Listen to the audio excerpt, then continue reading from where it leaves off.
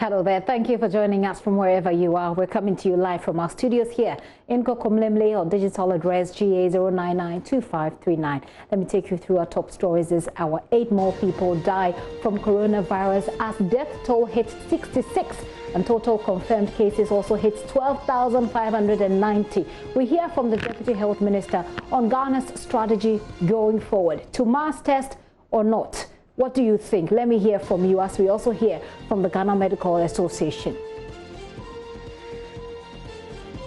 Also, massive infection of health workers as close to 20 doctors die of coronavirus in the Ashanti region alone. This afternoon, there are calls to stop admitting COVID-19 patients in the wards at the Komfo-Anokye Teaching Hospital as the phenomenon increases risk of infections and hospital bed shortage adds to the woes of the region. We head there for more. Also coming up, barely 6 months to the election, we hear from the National Peace Council as opposition National Democratic Congress signs the peace roadmap after boycotting the process earlier. Details shortly.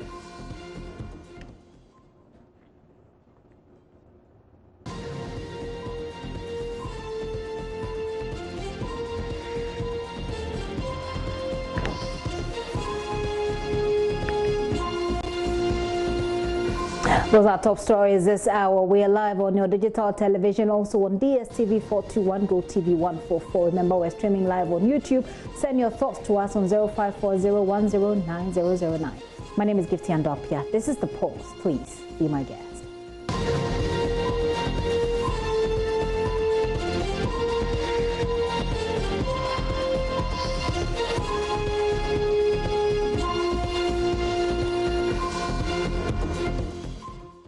Now, the Ghana Medical Association is warning Ashanti region COVID-19 mortalities could increase if government does not set up a dedicated facility to receive COVID-19 positive patients. Regional President of the GMA, Dr. Pakwesi Bedu, reveals that the Komfo-Anokye Teaching Hospital is now receiving COVID-19 positive patients on the wards, a situation he says is increasing the risk of infections.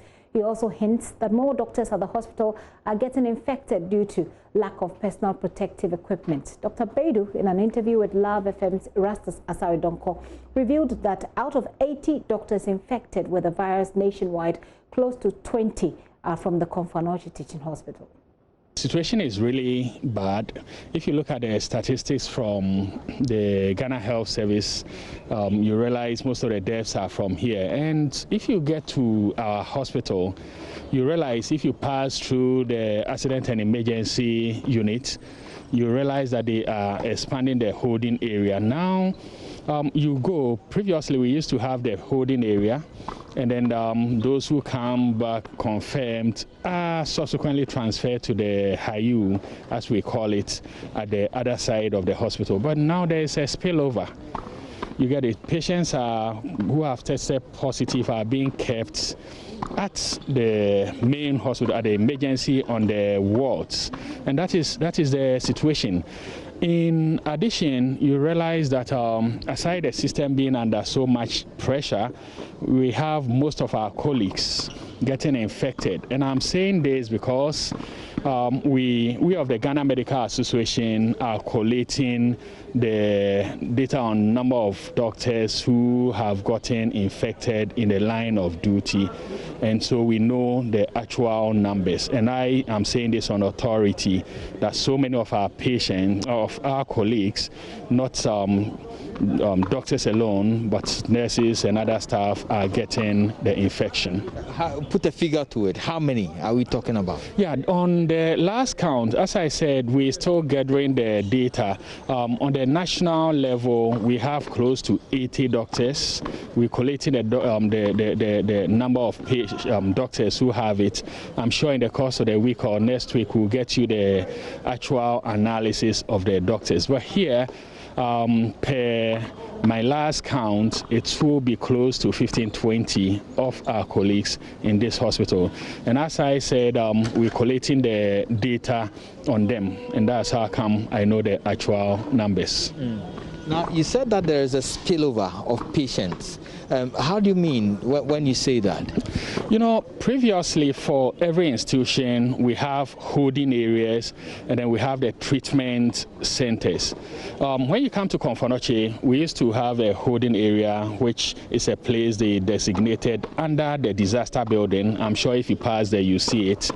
And then once your results comes and you are you've tested positive, you are moved to Poly. We have the highly infectious units where they treat. You have everything set up. But then the holding areas are full, and as we're talking now, we have patients who are kept at the accident and emergency unit. These are actual patients who have confirmed, the test confirms as COVID. So you go to the accident and emergency unit. That's the situation now. And what's the danger in that? You know, I don't want to overemphasize this, but you realize that we know the mode of transmission, and we know because it's highly infectious. That's why we have isolation centers. But then if you are keeping those who have already tested positive in a ward containing other patients who have other conditions, one, there's the risk of transmission, because you see, all the staff entering, right? If the positive patient is confirmed, the patient is confirmed positive and they are moved there, whoever is entering that unit should be fully protected. But as we have it now, you have designated places where we are keeping them. But then everybody who enters there should be in the full PPE. But that's not what is happening. We have visiting times where you enter and you realize people are coming to visit their relatives. They enter the place, they don't have the full protective gear.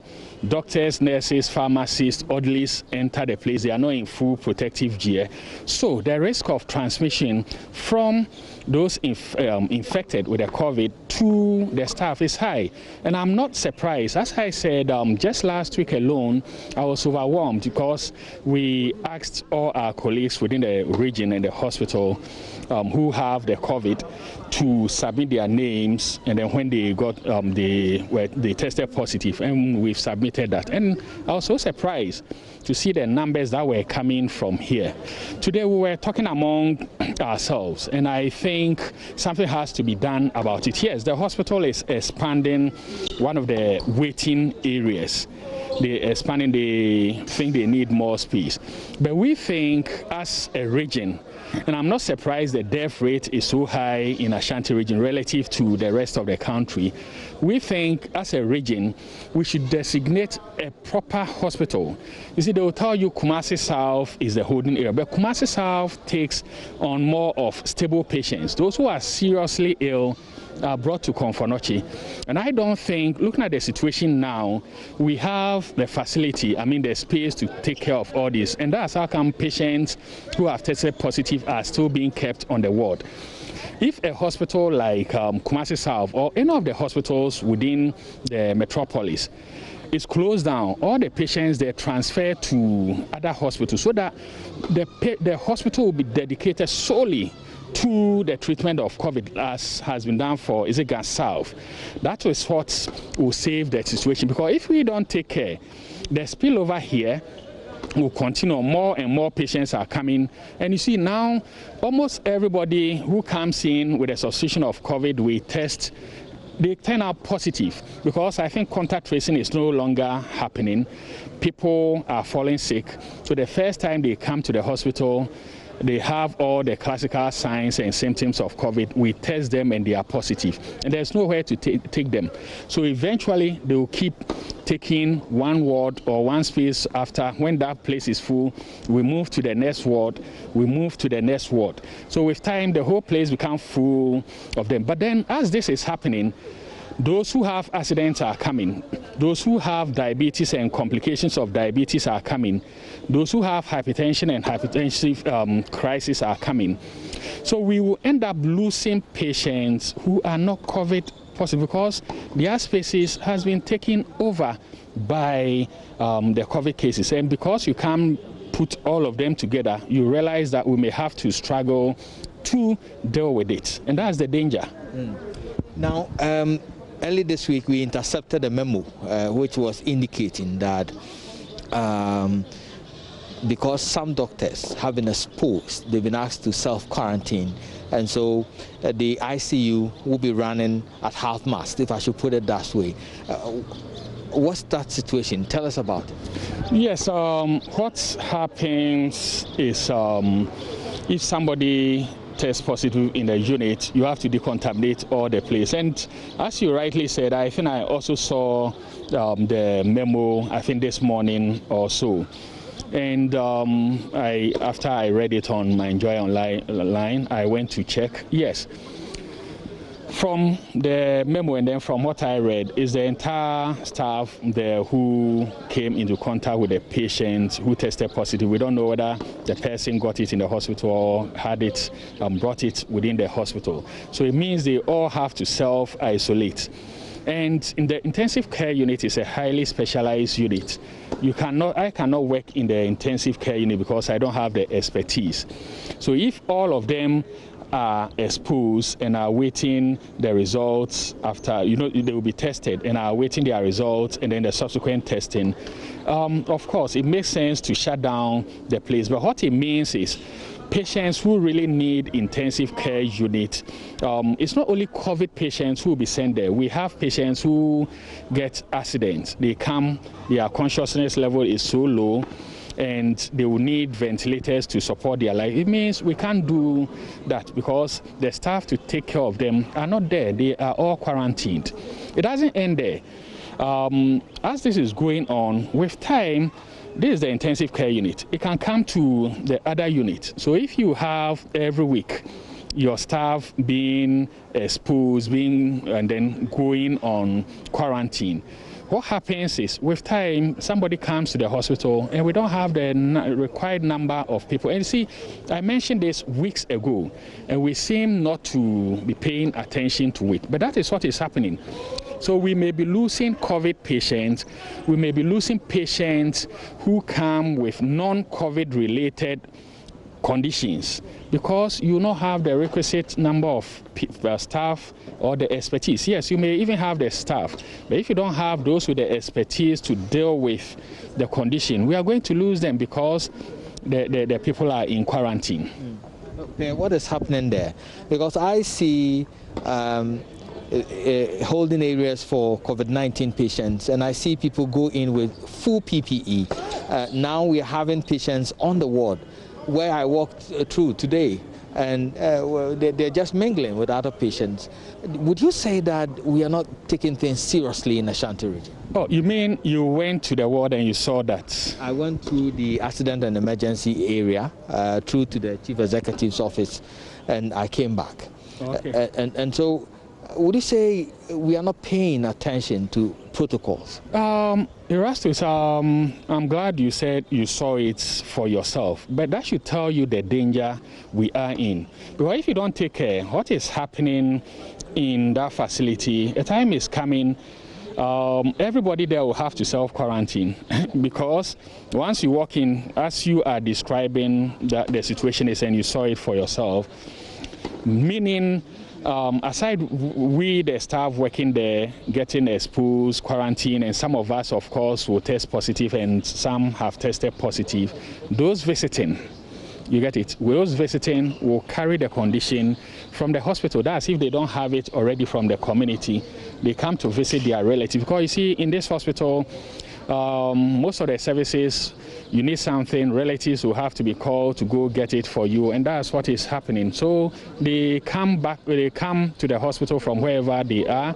Well, they may go in because their relatives are kept in a cubicle, the COVID patients are kept in another cubicle next to them. They enter, they are not protected, so they carry it from the hospital to their homes, and we are going to compound the situation in the communities.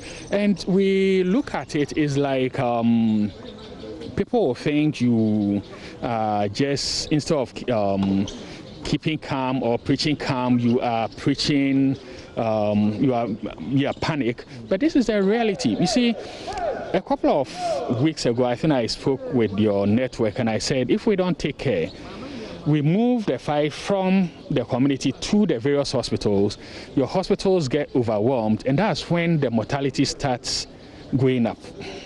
Because the system is so overwhelmed that nobody actually pays attention. And if even they will pay attention, the people to do it are not there.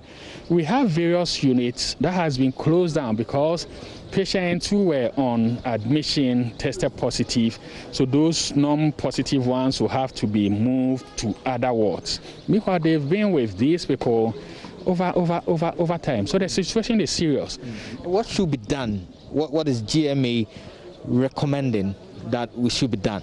You see, for us in the Ghana Medical Association, we always we work in the interest of doctors, healthcare personnel, and in particular the general populace. So when the public hears of Ghana Medical Association, they shouldn't see us as enemies but advocates, because we are there to seek their interest.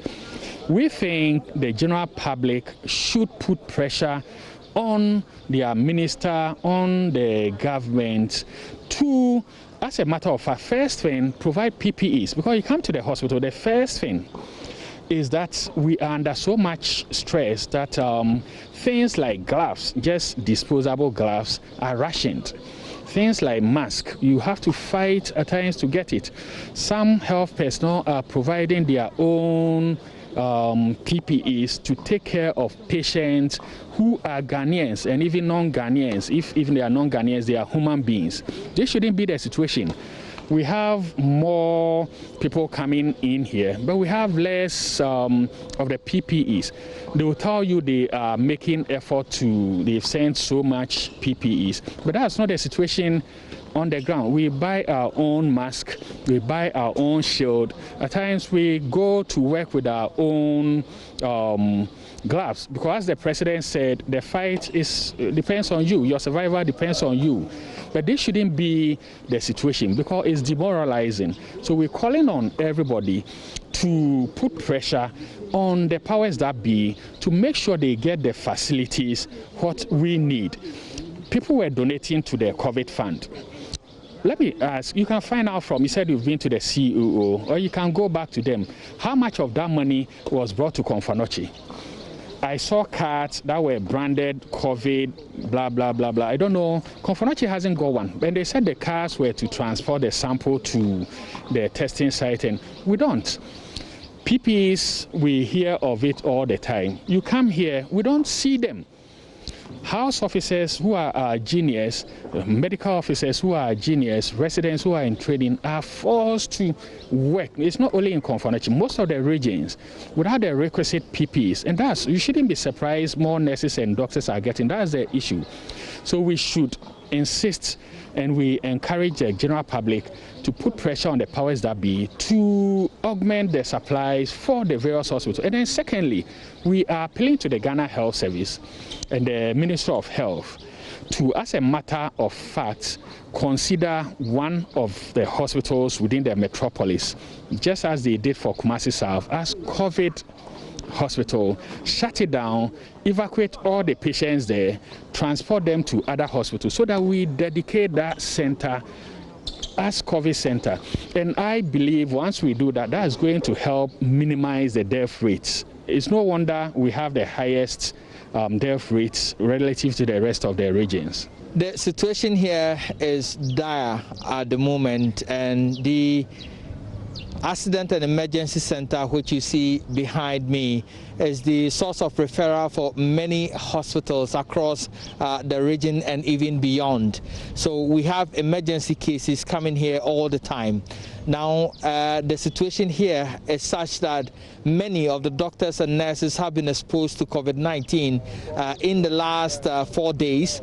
And so many of them have been asked to self-quarantine, and a test have been conducted. We understand that the results of the test will be in 24 hours. And so before that time, they are making do with the few doctors they have on duty at the moment. When you enter, you will see that the once busy triage area all the intensive care unit area is a bit empty today, except for few emergency cases that need urgent attention that the doctors have started looking at it. And even that, there are not so many doctors available, so many of the patients will have to wait for a while before they get attended to. If you can see just behind me, the ambulance is parked there. They've brought in a patient and they are going through the triage process when I entered. After that, they will have to wait for a while before a doctor could attend to that particular patient. So per the memo we cited, which indicated that all ICU emergencies will run at half-mast, meaning that there are not so many doctors to attend to patients, and so only emergency cases, urgent cases that need attention will be attended to, and that is what is happening. We have tried to speak with management of the Komfo-Anokye Teaching Hospital, but we were just told that they are locked up in a meeting, and so they cannot see us at the moment. And so since morning we've been trying to speak with hospital authorities, but they have declined our request. It's a hearing that it's possible that those on leave, that is health professionals on leave, might be called back to duty to fill the void at the moment. But a very simple thing you can do to help the situation is stay at home if you don't need to go out. Cover your nose and cover your mouth, and of course use the hand sanitizer, wash your hand. In the meantime though, whilst Erastus is reporting on that situation, very worrying I must say, from the Ashanti region, the region has 2,275 cases of COVID-19 with 38 deaths. And I must chip in a very quick correction earlier when indicated that 20 doctors in the Ashanti, or almost 20 of the doctors in the Ashanti region are accounting for about 80 of infected cases, not death, infected cases. So about the Ashanti region alone is accounting for about 20 of nationwide 80 doctors who have been infected, not dead. Now, the Ashanti Regional Health Director of Health, Dr. Emmanuel Tinkrang, has been addressing a news conference today on this matter. He says the region has begun a search for more beds at both government and private hospitals because they've run out of them. All the treatment centers are now full. Komfo-Anokye has 18 beds. The 18 beds are now full. Kumasi South have 20 beds. So as at now, we have a total of 38 beds. All the 38 beds are now full. So what we've decided to do is that we need to expand the number of the beds that we have for the treatment centers. So we've decided that we are going to expand Kumasi South from existing 20 beds to 41 beds. As at now, we've been given another ward. Work is rapidly ongoing to make sure that we expand it. We've also secured 7 beds at Sontreso Hospital to support our treatment facilities. And we are also negotiating with one of our senior doctors who has decided to give us his hospital to be used as a treatment center. When that one is finally done, we hope that we can add about 100 beds to the treatment centers that we have to make sure that it will be up to about 38 beds. Because the numbers that we have here and the number of cases that we are getting, it's said that we cannot contain it. The challenge we have here is the way cases are referred to our major treatment center, Komfo-Anokye. Most of the cases are being kept in various hospitals, and when the situation gets worse, then they say, go to Komfo-Anokye. And by the time you get to Komfo-Anokye, less than 24 hours, then you are gone. I don't think that is good enough. We need to build the capacity of our peripheral facilities also to support the process. We'll have to build the capacity of the nurses there to identify the cases. The challenge we have with COVID deaths that we've analyzed here is that most of the deaths do not come with the classical signs and symptoms that we know. The cough, difficulty in breathing, and other things sometimes are absent. All that we get is malaria-like symptoms. So people assume that it's malaria. By the time we get to know that it's COVID, then a lot of health workers have been exposed. And because of that, most of them are now doing self-isolation. So there was a need also at the national level to review the signs and symptoms and then share it with the private facilities so that we do not focus only on certain signs and symptoms like cough, difficulty in breathing, and then it's COVID. Because in Ashanti region, we are seeing quite different picture. It's fever and general malaise. By the time you have difficulty in breathing, then you're almost gone. So it's another work that I think we will need to do here. The number of isolation centers will also have to be increased because we are having increasing number of cases. As at now, we have a total of 207 bed isolation centers. Yesterday, we were fortunate we discharged most of them. Other than that, we're also going to have the same challenge like that we have for the isolation, the treatment centers.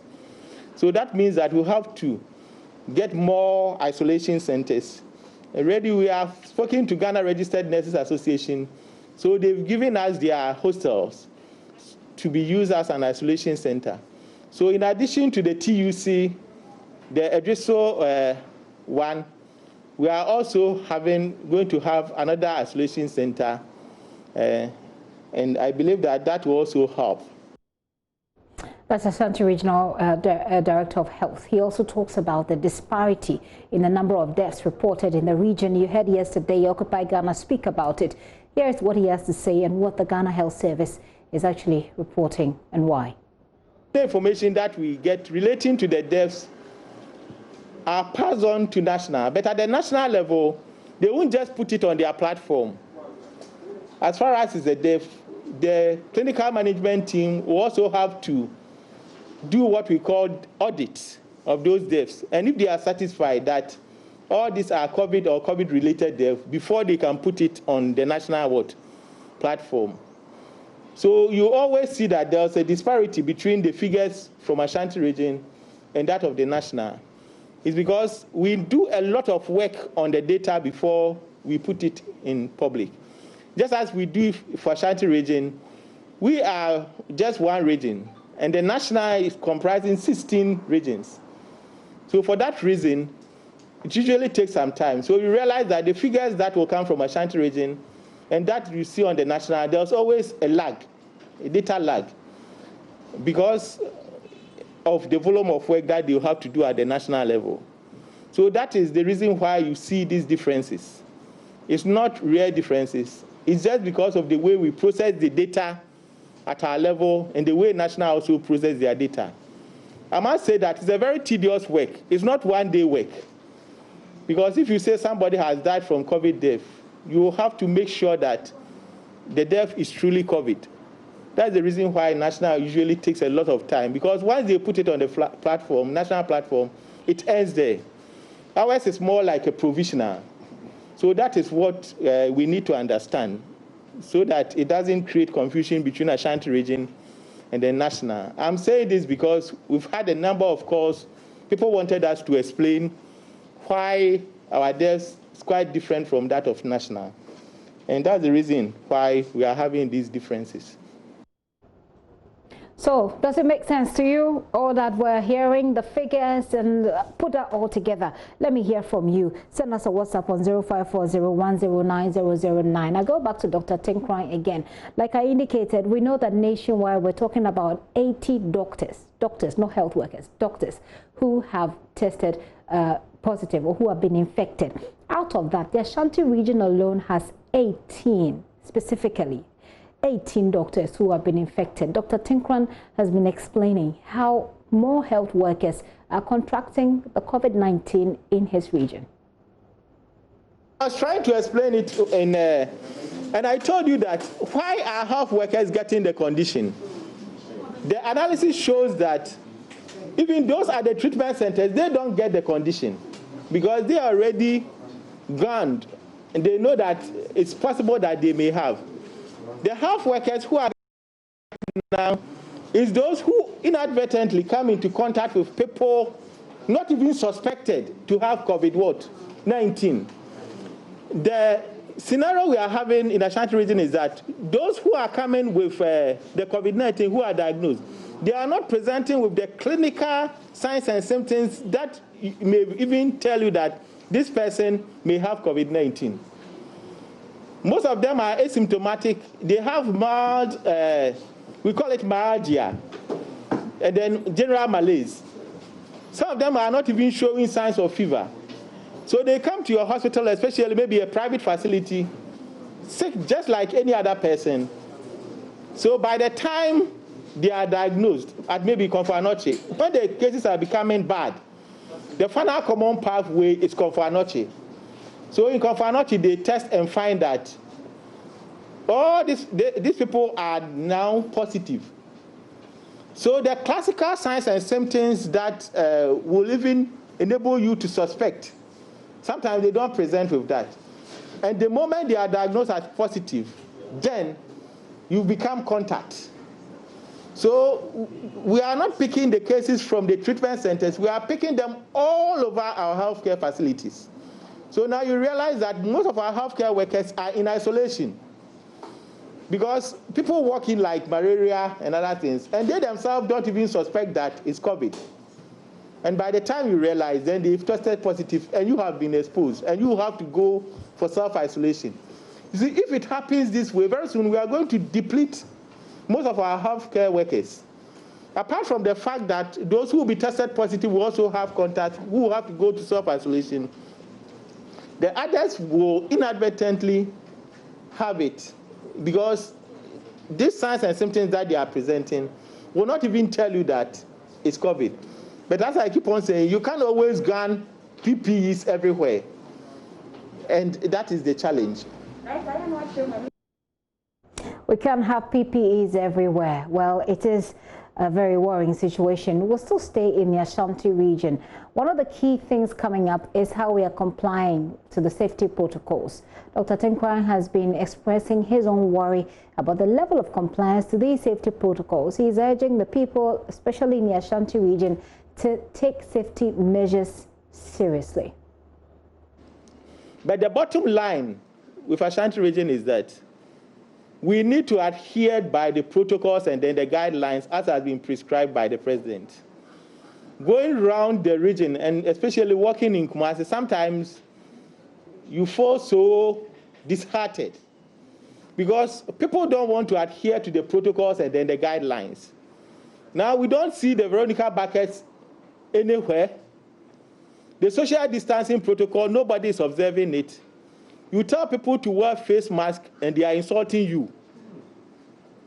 With this, we can't fight COVID-19. People get conditioned, we want to support them, they fight with us. How can we fight COVID-19 in this situation? The buck starts with you. The president has instructed that we enforce it. This morning, I went around looking whether people will adhere to what the president said. Some of them, they've disregarded what the president said. They are still walking around without their face mask. They are not observing the social distancing. So what do you want us to do? Ask people. That is not the way to go. Because right now, you know, we've lost a doctor, a hard-working doctor. And if it's to continue this way, what will happen? We are going to lose more. So my only appeal to people in Ashanti region is that let us obey instructions. Let us adhere by the laid down protocols and then the guidelines. Because with the ease of restrictions, it's likely that we may have cases going up. The facilities that we have in Ashanti region, as far as case management is concerned, is nothing to write home about. Accra may have UGMC, they may have Kolebu, they may have 37 military hospital, they may have police hospital.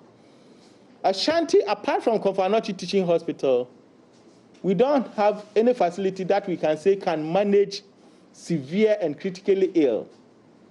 And that means that if we continue in this direction, we will see high mortalities.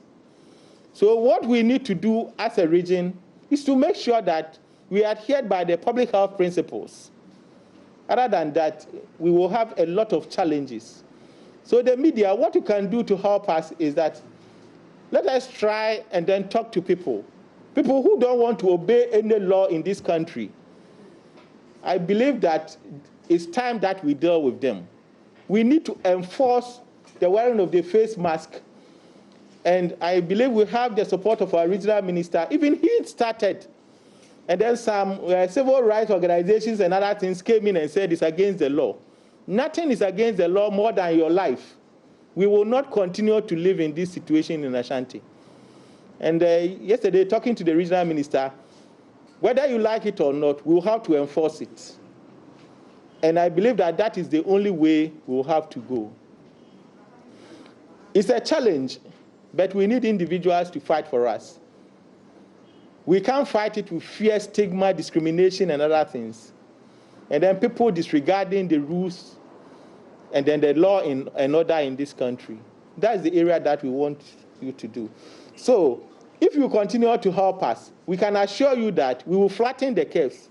The infection rate will continue to go down, and then the mortality will also continue to go down. But if you disregard the protocols and then the guidelines, then I'm not a prophet, but I'll tell you that the cases will continue to go up, and the mortality will continue to go up. And nobody should wake up and call Dr. Tinkran to ask me why, because I'm not going to answer you. The box starts with you.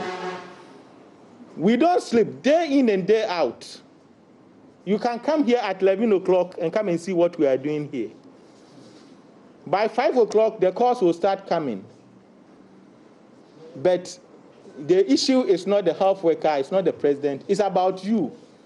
So that is the message to my people in Ashanti region. We love you, we want you to survive, but all that we want you to do is just to adhere by the rules and what? The regulations. But the plain truth is simple.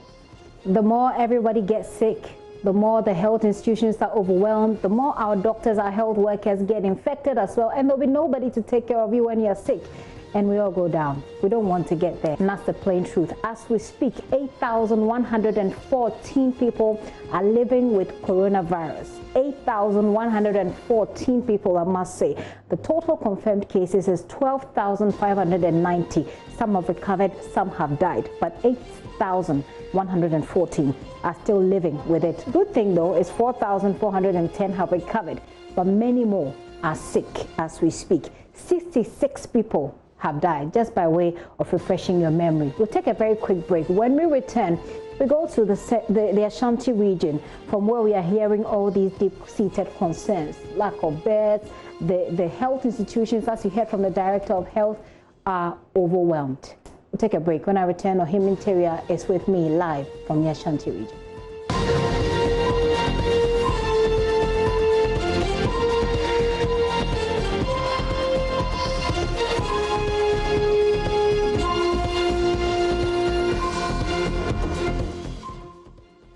Welcome back to the show. This is The Pulse with me, Gifty and Opia. We're taking a look at what's happening in the Ashanti region. That's becoming, or giving us a rather worrying trend as far as infections and behavior, everything in between. I'm going live to Ohim Terrier, who is standing by for us, joining me live. Ohim, it's good to have you this afternoon. You've been taking a look at how people are observing the safety protocols. Tell us what you've observed.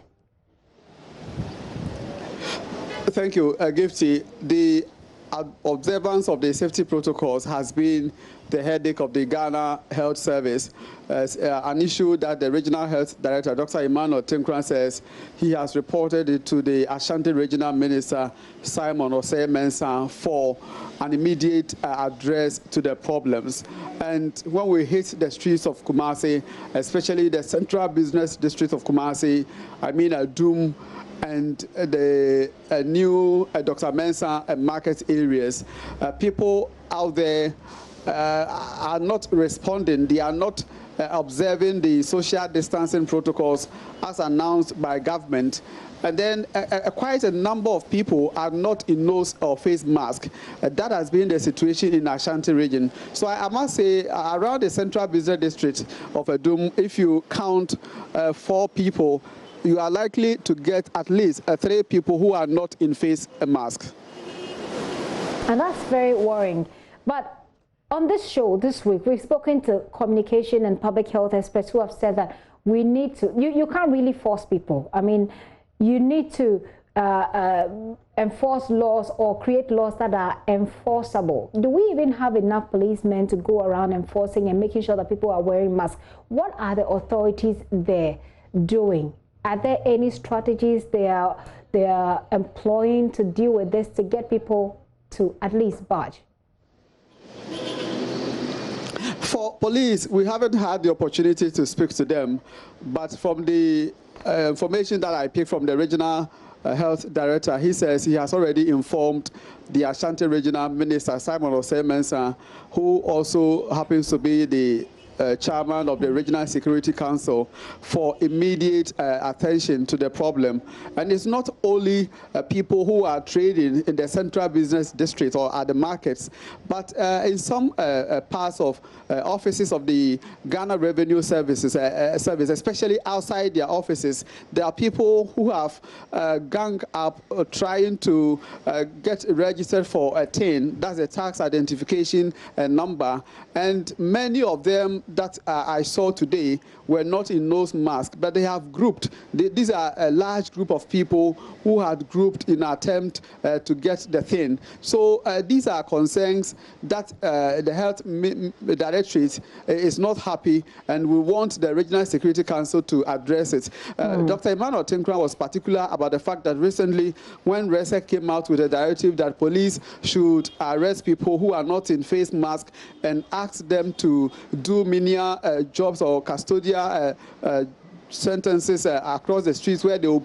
sweep and then clear the weedy places. That came up, and human rights activists were on the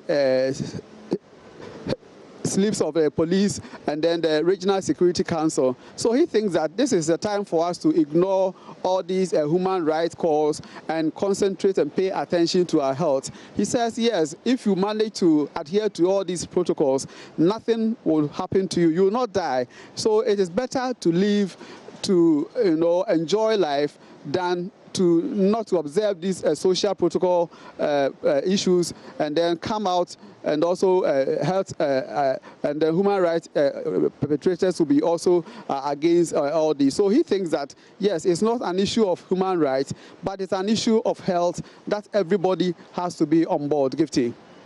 Thank you for that. You indicated something that's pretty interesting. The Ghana Revenue Authority office, you said, when you passed by, had people cramped up trying to register for TIN numbers. Was there some sort of announcement for them to come, or what will give us a mental picture of exactly what you saw? When I spoke to a couple of them off record, they told me they are there to register for the TIN number to enable them benefit from a package that government has announced for small businesses as part of mitigation avenues for COVID-19 on small businesses, the impact that COVID-19 has had on small businesses. So these petty traders who had gone to the Ghana Revenue Authority's offices to register for the TIN number, I'm told the TIN is a first requirement that every member of the public who want to register or apply for funds will have to get before funds can be processed or can be allocated to you. So in the offices itself, it's not an issue, but just outside the premises of Ghana Revenue Authority, I must say it was just behind the walls. That is where you see a lot of the traders who have massed up. Some were waiting for their turn because the place has filled up and were waiting to be called to these offices. They had massed up in anticipation that they will be called. And it's not just a concern. for me, as somebody who observed the situation, but a concern to the Regional Health Directorate, and they says they have reported it to the Regional Health Minister for redress. And let me also emphasize that out of the 27 districts that we have in Ashanti region, 21 have already recorded COVID-19 cases in Ashanti region. Gifty. 21 out of 27 districts have all recorded coronavirus cases. Now, for the Ghana Revenue Authority offices in Kumasi, we urge you to take charge of the situation and try and work it out if you can. If these people can register at least online, perhaps we can deal with a lower risk of infection. But Ohime, back to you. What do we know about the doctor who died, the SDA services doctor who died? We understand that he was buried today. Yes, Dr. Harry Owusu-Boateng, the 48-year-old medical superintendent of the Kwadaso SDA Hospital, was buried today in Ija in Kumasi. That is information we picked from the Ghana Health Services and also from the Kwadaso SDA Hospital. And I'm told everybody who took part in the burial service monitored by Ghana Health Services and the environmental health officers adhere to the social distancing protocols and the protocol on funerals. So yes, Dr. Harry Owusu-Boateng has been buried. Meanwhile, the hospital says it is also collaborating with the Ghana Health Service, the Regional Directorate, and the Kwadaso Municipal offices to ensure that patients who had come into contact with the late Dr. Harry Owusu-Boateng would also be tested.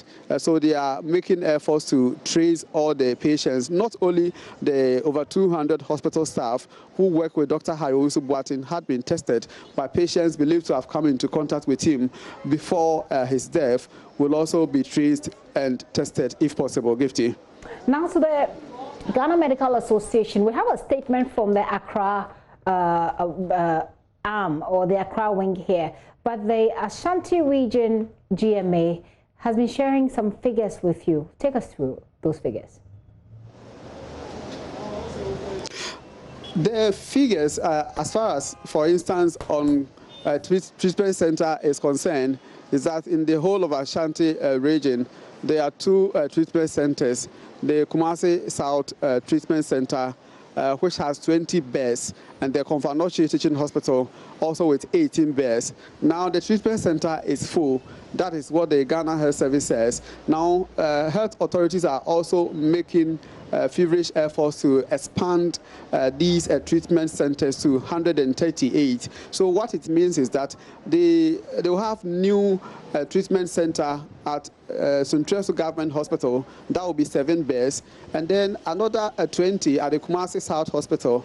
And they're also looking at a private facility where they've arranged with a private medical practitioner to release a place for to be used as a treatment center. So authorities hope that with this, they can have as much as 138 beds treatment center, but that is not enough. In terms of ventilators that can take care of the critically ill patients, at Konfanochi Teaching Hospital, there are only 4 ventilators. Unfortunately, the Kumasi South Hospital has none of the ventilators. So Dr. Tenkran says residents of Kumasi, and especially those in Ashanti region, should be more concerned. Now it is time for them to do something to also complement the efforts of the Regional Health Directorate. It's like Ashanti region don't have enough health facilities, unlike other regions where people can turn up to in terms of the needs. So that has been the worry of the Regional Health Directorate. And then in terms of the number of health workers who have contracted COVID-19, the number stands at 97. Majority of them are nurses, 47 of them, and then 18 are medical officers. Apart from this, there are other health professionals who have also contracted the disease. Amongst them are disease control officers. 3 of them have contracted the disease in Ashanti region. We have HR practitioners and orderly personnel and the rest who have also contracted the COVID-19 in Ashanti region. Okay, Ohime, so let me just clear this out once and for all. In the Ashanti region alone, 97 health workers have been infected. 18 of that number are doctors? Yes, Gifty. Okay, I just wanted to clear it out. So the 97 figure we know now from the Ghana Medical Association in the Ashanti region represent health officials generally who have contracted coronavirus. But 18, a good 18 of these people are doctors. So Hemi, before I let you go, and finally for me, what are people saying? What is the sort of conversation that people have? Looking at all that's happening, Komfo Teaching Hospital is complaining. We've had the health authorities there complain about how the treatment centers need to be expanded. Obviously, they're running out of space. What are people saying? For residents of Kumasi, they seem not to care or bother about a development because not enough has been said about the current conditions to them as far as the management of the COVID in the region is concerned. What they do know is that, yes, they've been told to put on their face mask, they've been told to social distance, and they've been told to wash their hands. In all these protocols, they seem not to care about adhering to these protocols.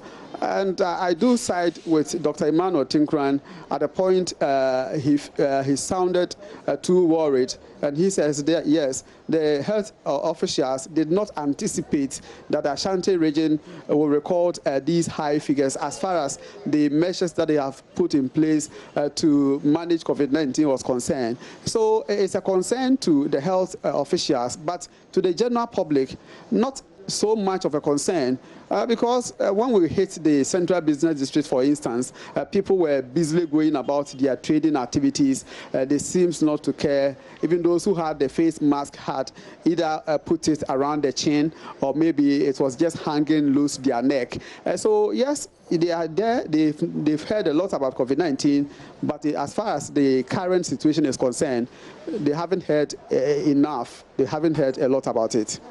Ohimi, thank you so much for the great job you're doing on this particular beat. Ohimi Interior is on our health desk, bringing us up to speed on what's happening and rather the apathetic behavior of a lot of people towards the safety protocols. Well, the health authorities are saying that this is the reason why we are where we are.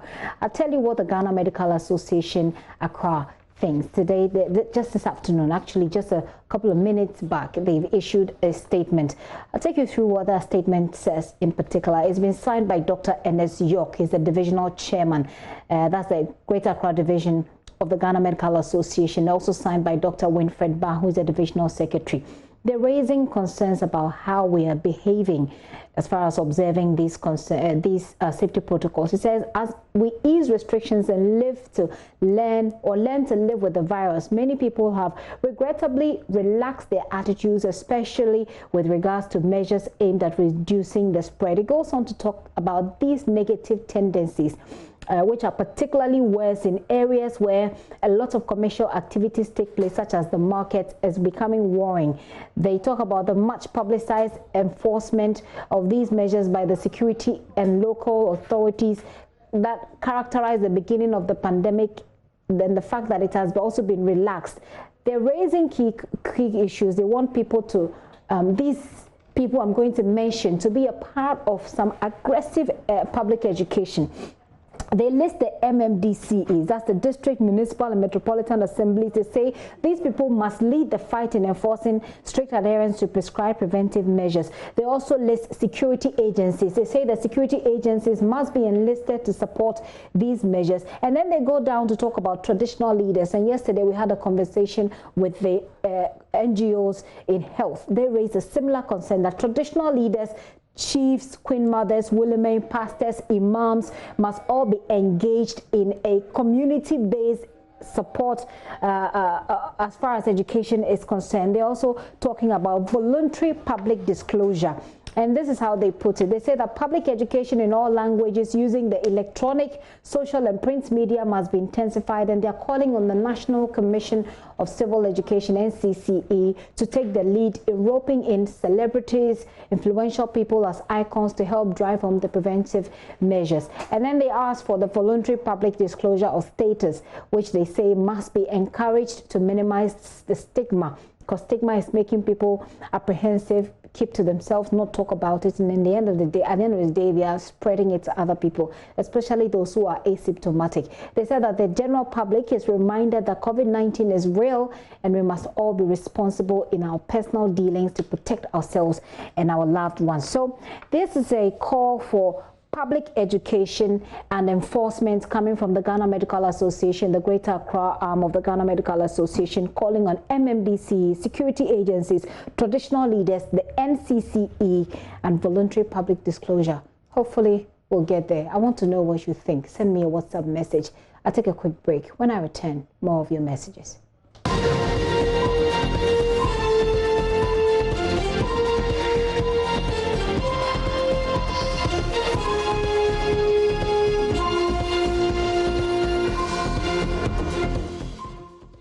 Welcome back to the show. I'll be getting to your messages shortly, but let me just tell you about climate action. From waste to maggot and maggot as feed for livestock, fish and poultry.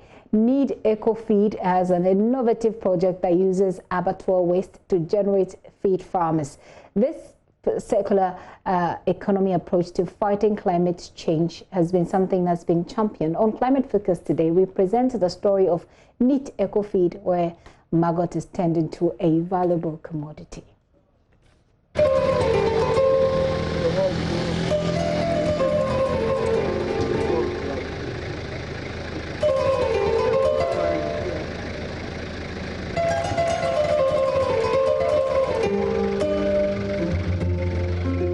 Here in Zebula, a small town in the Upper East region, a young entrepreneur is doing something novel in Ghana, or maybe in Africa.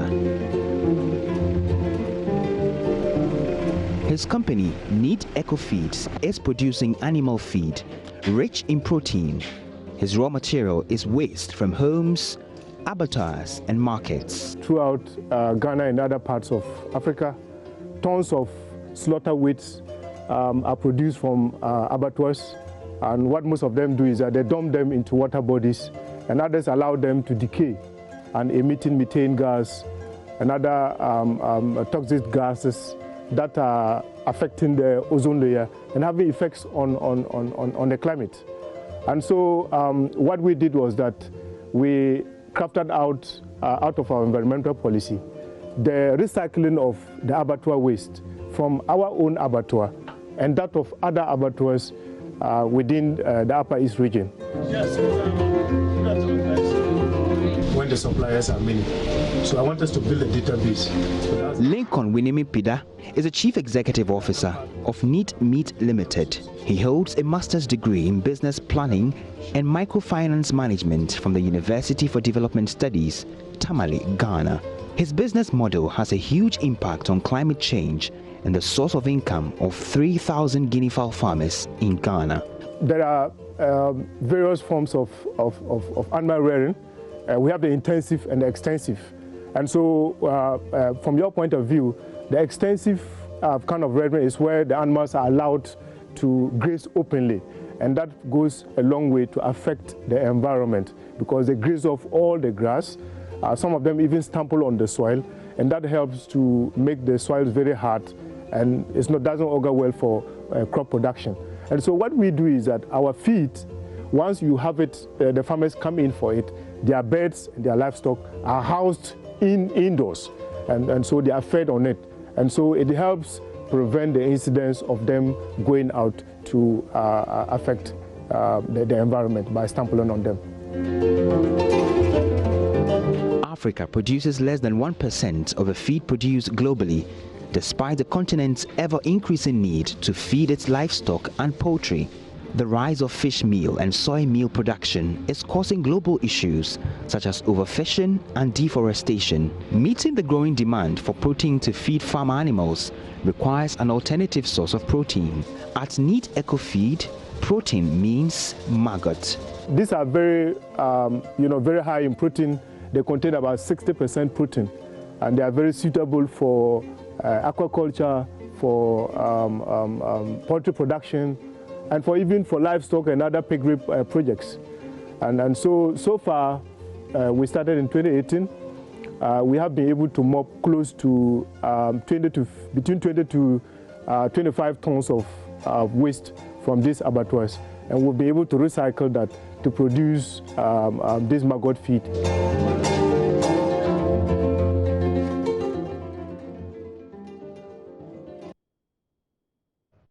Isn't it amazing? So I have two people to join me to have a quick conversation about this rather nice and innovative idea. Lincoln Winimi is Pida is CEO of Neat Meat Limited. He joins me on Zoom. Lincoln, it's good to have you. Good afternoon.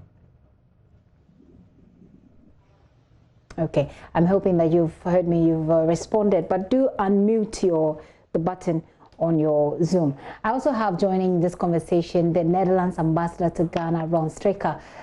Sir, thank you very much. This is the second time we're talking to you on this show. The last time would have been about 3 or so years ago. It's good to see you once again. Thank you. Thank you very much. Okay, so let me start with you, Lincoln. Lincoln, I want you to tell us a bit more about your solution. We've seen it put together, but wrap it up for us in just a few sentences and describe for me in very simple language so that everybody can understand, if they didn't follow the video, what your solution is.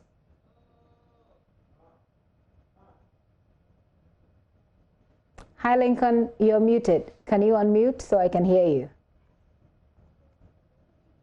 Okay, so whilst we get Lincoln to unmute his Zoom, let me come to you, Mr. Stricker. Is there really, from your perspective, a climate change emergency? People have said that we are exaggerating.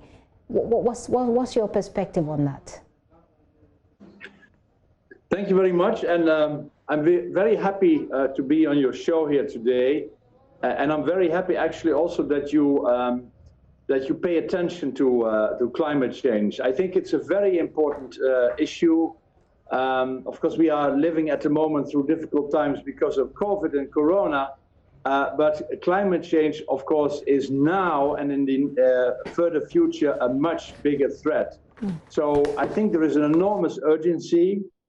If we want to limit, of course, the increase of the temperature, the global temperature, to maximum 2 degrees, we have to do a lot of things.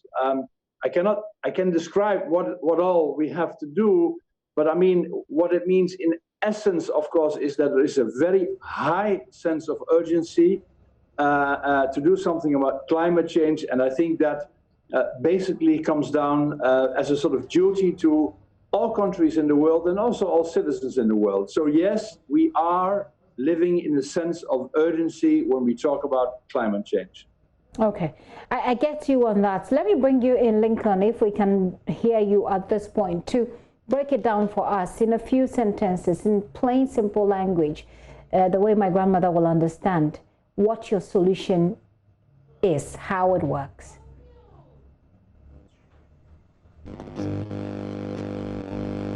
Okay, we have to do the unmute again, Lincoln. We have to do the unmute again. So I'm going back to Mr. Stricker. Sir, I do appreciate, and I'm sure a lot of people do, the support that your organization gives to some of these causes. Talk about WASH, sanitation, water and sanitation, talk about health and reproductive rights. Let's talk, take an overview of the support that your organization is providing to some of these entrepreneurs like Lincoln who are pushing for climate action. Thank you very much. I think, I mean, without going into sort of the broad spectrum of activities that we are supporting, going from aid to trade, by the way, which corresponds, of course, to the Ghana Beyond Aid agenda of the government. Without doing that too much in detail, I think our support to the GCIC combines very nicely two things. The first thing is that it pays attention to the need to do something about climate change. And secondly, it promotes entrepreneurship. We have, with partners over the years, initiated and also implemented many entrepreneurs promotion programs just to stimulate entrepreneurship in Ghana, because we know, of course, that Ghana really thrives of entrepreneurs, dynamic entrepreneurs, young entrepreneurs, men and women, and I think they will contribute a lot to the economic empowerment, of course, of the country, and they are doing that already. So we've done that through the GCIC, we've done that in other programs. We had a growing business together program. We have an Orange Corner program where we focus not so much on startups, but on accelerators. But the red thread, the common thing there is that we promote entrepreneurship. And with this center, the Ghana Climate Innovation Center, jointly with the World Bank and also I think with support from Denmark, we have been able to focus really on the climate change activities, to support and promote green technology and the development of green technology here in Ghana, so that we really can contribute to the greening the economic empowerment of this country. That's very interesting. I want you to take us on a journey of the impact of some of these interventions that you put in. Are you seeing the result? I mean, of course, when we talk about climate change and climate action, it's a long-term result we're looking at, and so there's that. But elaborate on us the sort of result or impact you have seen so far, at least if we're talking about jobs, for example, revenue. What can you say to that? I think we are still in a very initial stage, and I think that is basically the implication which I hear, of course, in your question. And I think that assumption is correct. That's just correct. We are just at the beginning. Nevertheless, in this center, we have already seen the development and the training and the making professional of more than 100 entrepreneurs. And I think you've seen in the example of eco-feeds, of course, that there is innovation, there is entrepreneurship, and there is jobs, because also all those young entrepreneurs and young companies, they create jobs.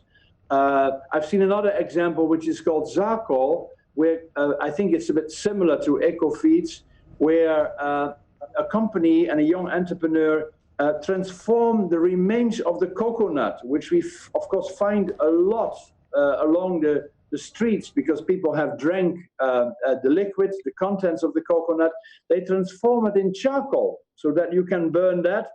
And so you have clean energy, and you don't have to cut trees anymore. And also there, with a new factory in Dodowa, they have created jobs. I'm not sure how many, but I guess between 10 and 20 jobs only in the initial stage.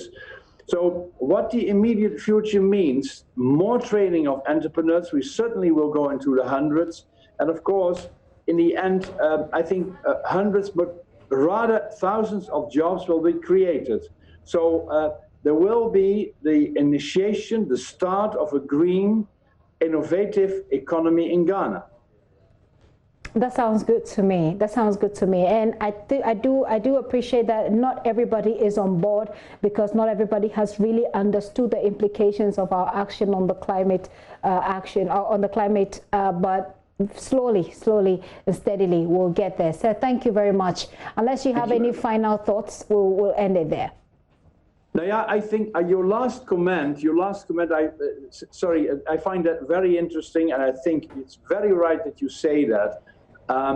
The perception that climate change is basically a problem for somebody else, I think, is wrong.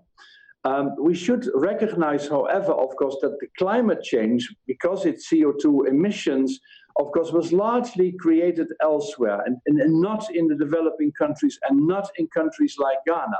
But of course, as we try to contain or to limit or to reduce enormously in terms of emissions what we do, I think we should work together with a country like Ghana to make sure that the green empowerment and development here is much greener and does not make the same mistakes that we have made in some of our countries. 100% agree with you. Lincoln, do we have you there still, Lincoln? Hello. Oh, fantastic. We do hear you. I'll have the ambassador stay on with us so that he can also hear you and what you're saying. So I wanted you to take us through your solution. Give us the background, the basic idea of your innovation, and in just a few sentences so we can understand it if we didn't see the video.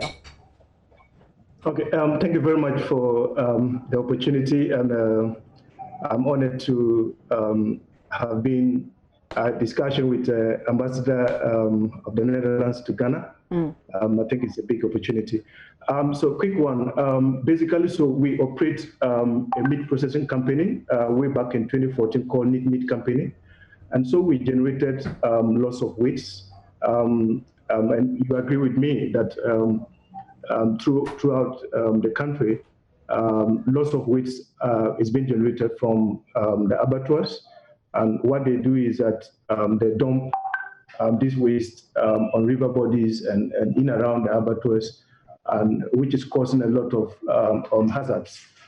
We also identified that our supplier farmers for meat spent a lot, almost 60 to 70% of their budget on feed. And so we realized that there was a need for us to convert this waste that we generate from our abattoir and other abattoirs within the Upper East region to produce feed. And that was how the idea started. Okay. And so we went ahead to pilot this in 2018. And I can tell you 2 years down the line, we are processing this slaughter waste to produce the maggots, which are then processed to dry maggot feed, which are further processed to powdery maggot feeds. And we are working to produce pellet feed out of the powdered feed. And all in all is to help, reduce the accumulation of waste in the system. Great. And also to ensure that we reduce the cost of production of the supplier farmers that supply their best to meat. I'm sure that the farmers and the people who benefit from this innovation are very excited. But tell us briefly, finally, how this can be replicated in other regions and other communities. I know that a lot of people in the northern region watch this show, they watch this channel. If any of these young people are watching, how can they replicate your solution to, maximize the benefits we're getting from this? It's easily replicable, but it goes with some technology if you want to do it on a commercial base.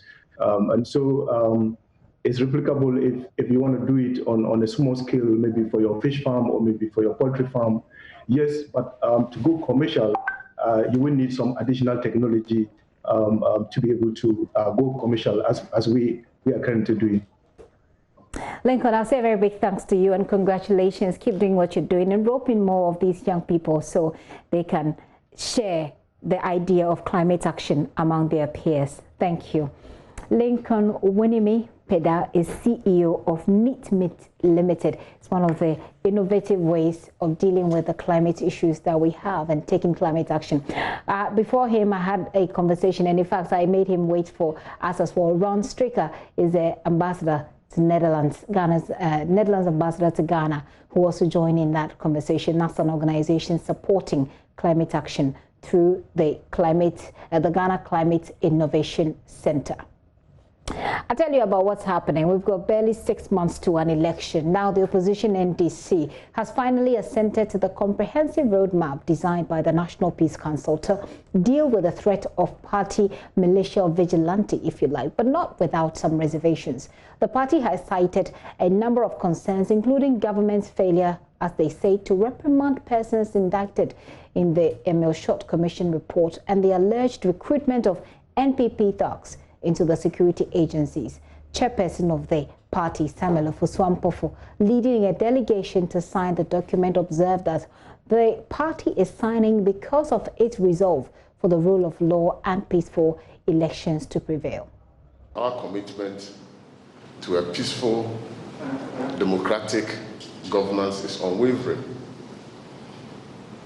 If you see us today It is the love for Ghana, and the love for the people of this country, and the continuous peaceful coexistence of our citizenry, which has brought us to this far. The NDC is signing this code of conduct and agreement with a lot of reservations.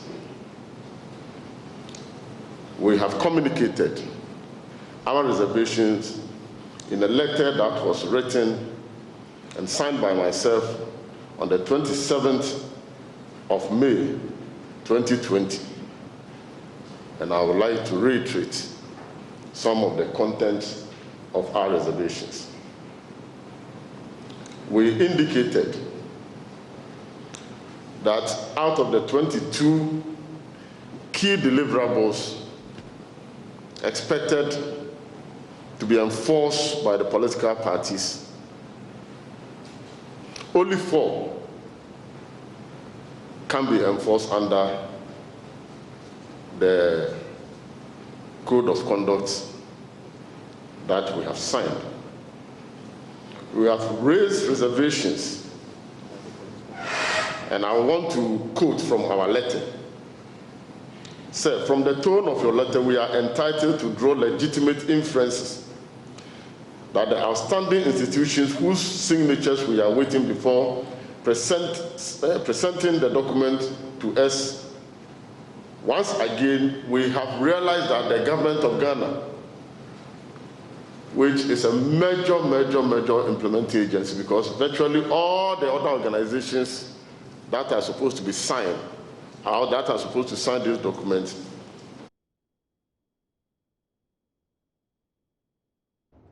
More, the chairman of the National Peace Council, Most Reverend Professor Emmanuel Asante, is assuring the NDC of working out modalities to resolve their concerns. Things that have been brought to the National Peace Council will definitely be considered and passed on as we discuss it. It is our wish that in the interest of the country, the peace of our country, the development of our country, the country we all love, we will do everything to ensure justice and peace. And as a national institution, not committed to any one side of the divide, political divide, we will do the best that we can to bring attention to the concerns that have been raised at the appropriate time. Sometimes it is difficult for people to understand people who are doing peace work, because peace work involves covert and overt activities. It involves covert and overt activities. And in some cases, the covert activities is even more effective than the overt activities. So we can assure our brothers and the entire Ghanaians that the Peace Council would do all it can with its partners to deliver on the mandate that we have been given.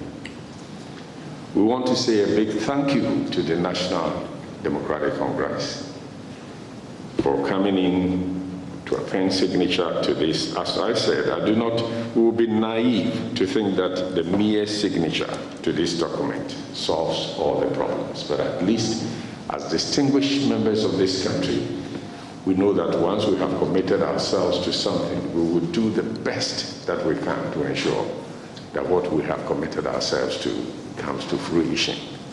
We will do our part. We will be seen. We will be heard. And we will crave the support and the indulgence of all when we are seen and heard.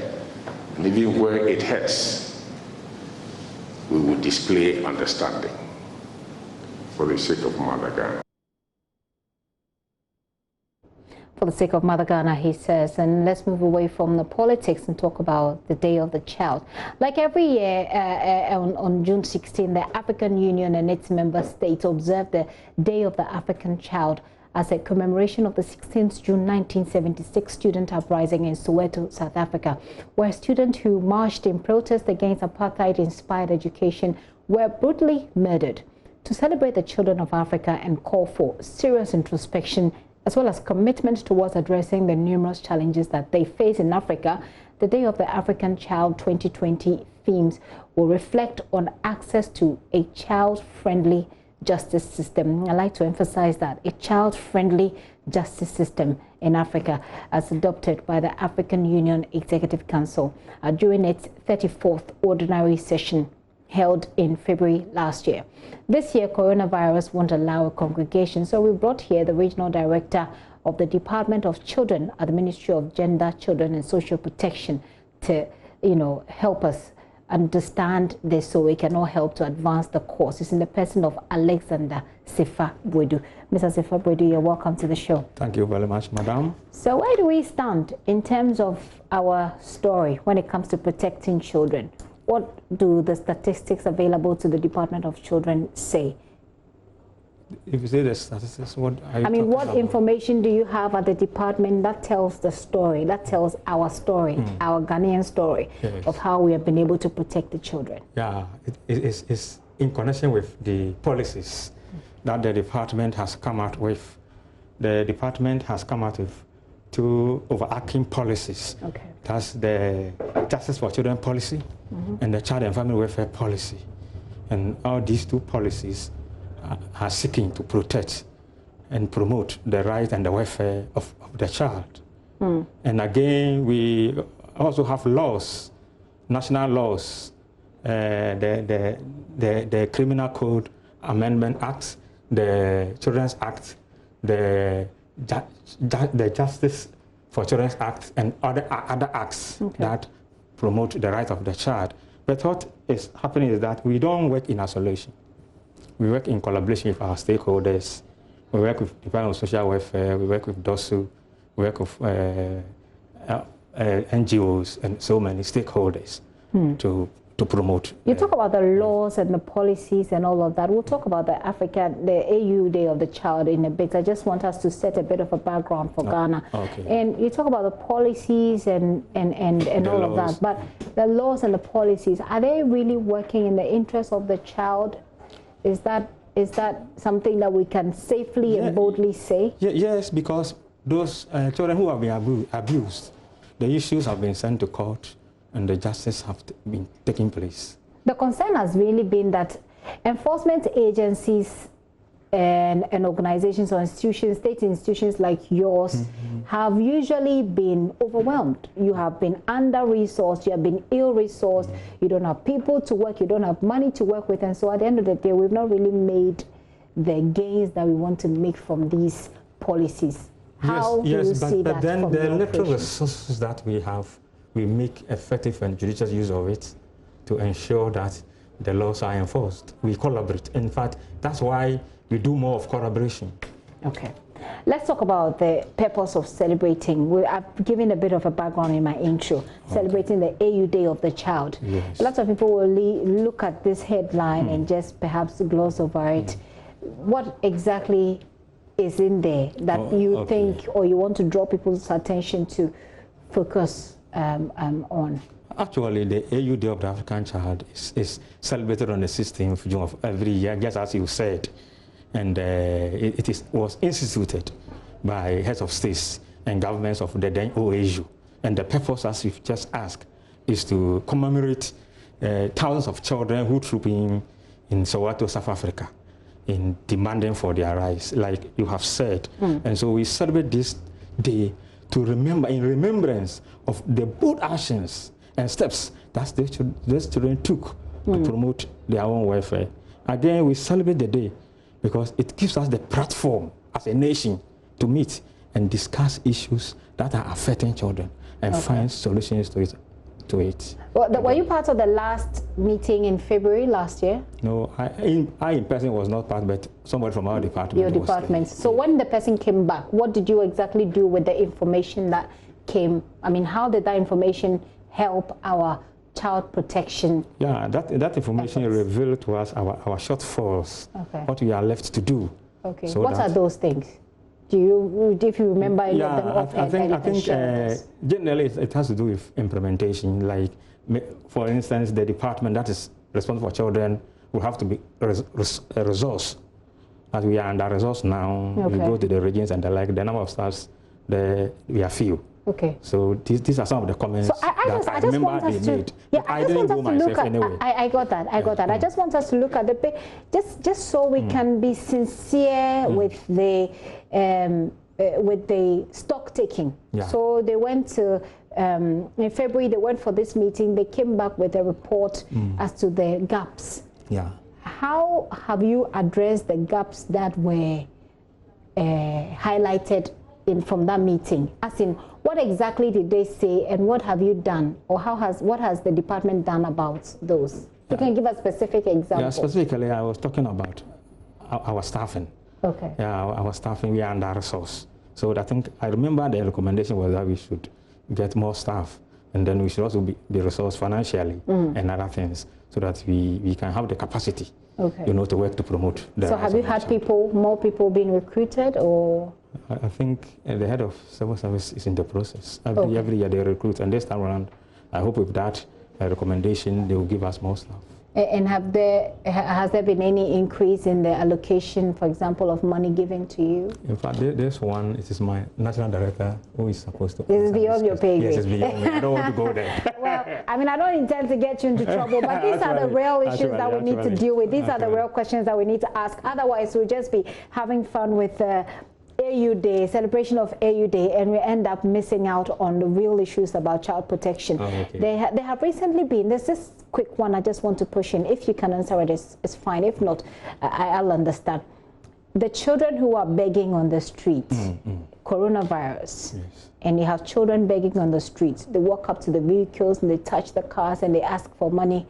What is the ministry doing? I mean, what conversation is going on?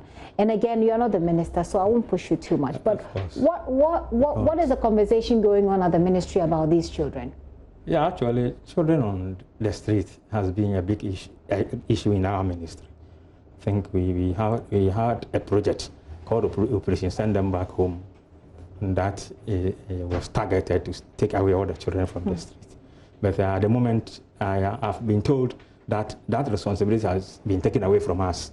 It's been given to Ghana, the local government service, secretariat service, so that has been taken away from us now. That's what I've been made to understand. Interesting. Let's look at the theme for the celebration of the African AU Day of the Child. It's talking about the justice process. Access to child-friendly justice. Okay, so child-friendly justice, what does it even mean? Yes, it should be on a justice system, on an environment in which the child will be comfortable to talk about whatever transpired. I'm talking about children who are in contact with the law, and that what it says is that it should not be discriminatory. What has been offered to a child A should be offered to child B. It shouldn't be that this girl or this boy is a rich man's child, and so he's giving a different treatment, and another child is a poor man's child, so he's also being given another treatment. Does that work in Ghana? Well, that's what we are talking about. Okay. That's what we are talking about. And again to if the child will have to be retained at the police or at the police with any custody. of the security agencies in custody. It will be separated from the adults. And again during proceedings, the media and the general public should not be present. And in case the child is guilty, then he should be given some preferential treatment. He should not be molested, he should not be subject to torture and the like. Okay. For parents out there, my final question to you, for parents out there who are watching this interview, on this day of AU Day of the Child, what do you want them to take away from the conversation we've had today? Yes. In fact, because of the era in which we find ourselves, the COVID-19 I would say that already the COVID-19 has had a lot of impact on our children. True. First, limited access to education. They will have to resort to the internet and then the television.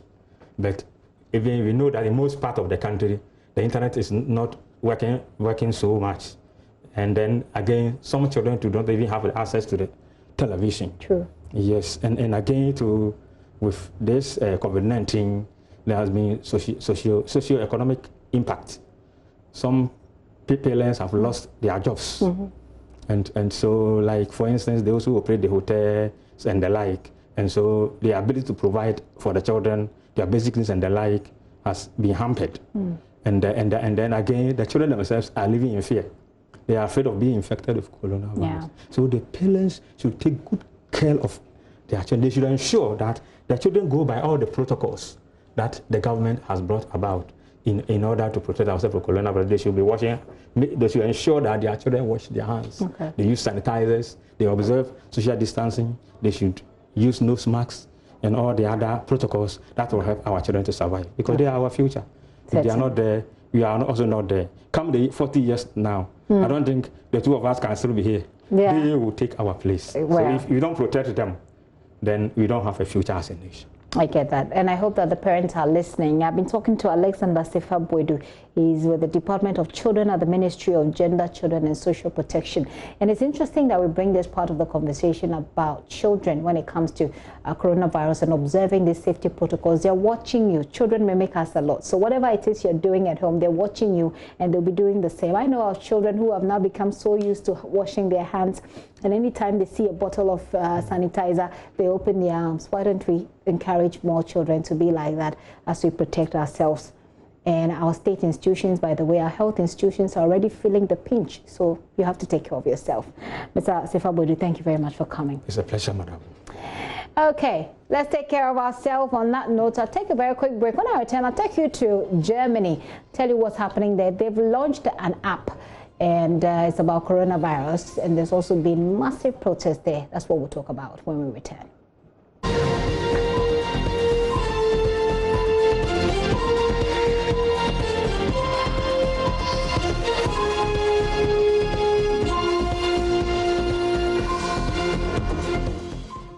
Today in our crossover to Germany with our partners DW, we focus on two things happening there. The launch of Germany's coronavirus contact tracing app and the biggest racial justice protest outside of the United States after the death of George Floyd. William Grocroft is correspondent with our partners DW. He's joining me all the way from Berlin, so we talk about these. William, it's good to have you. Now tell us how this coronavirus contact tracing app is supposed to work. Well, I can tell you, I can also show you, because I have it right here. I downloaded it yesterday when it became first live, available to everyone in Germany. Now, the app says I'm currently at a low risk of exposure. That assessment updates once a day. And basically how it works is it uses Bluetooth technology to communicate with other smartphones that are around you. So if I have the app, and if you have the app, and if we were together, our phones would exchange information to know that the other one was close to the other one. And then if one of us was then tested positive for the virus, we can voluntarily put that information into the app, and then that informs every other phone that's been in contact with me if I'm the positive person.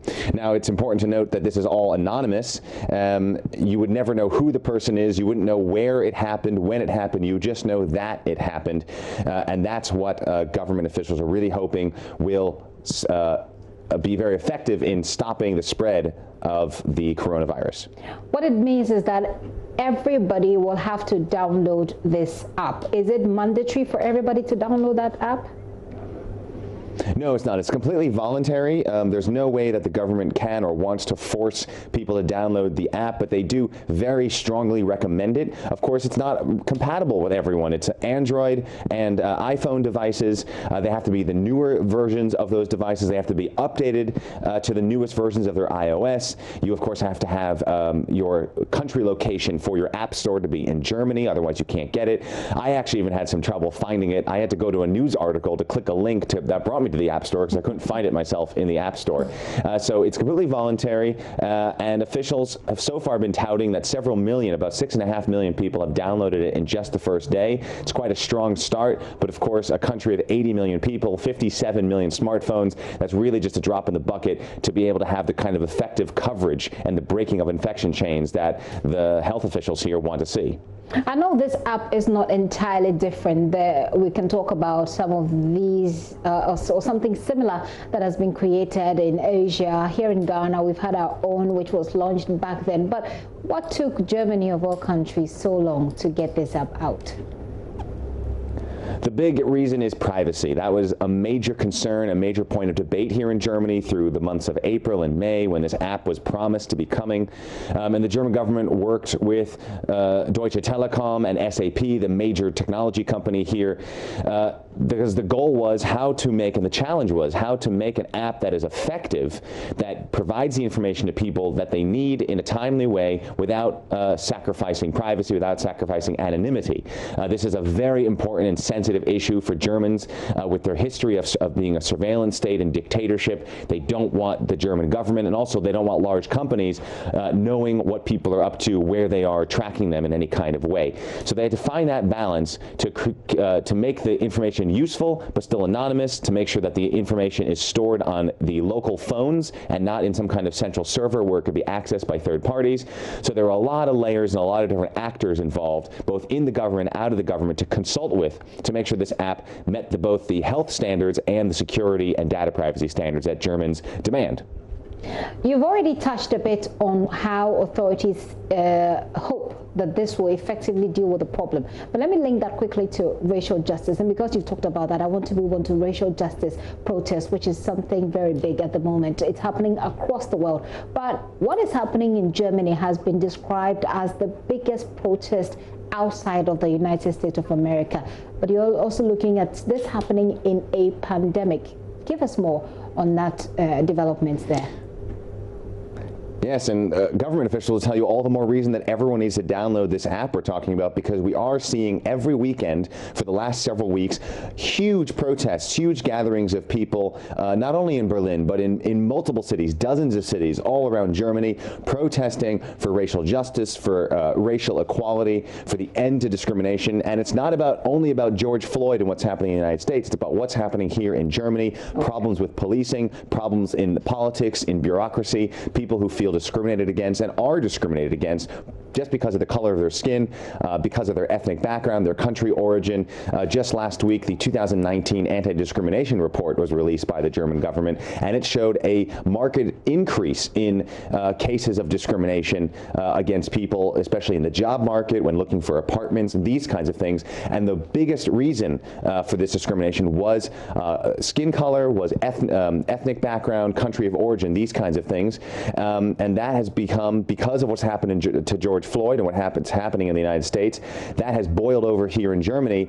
And people are looking at Germany right now. People here are looking at themselves and saying, what can we do better? How can we be a fairer or more democratic system? And that is what these protests are about.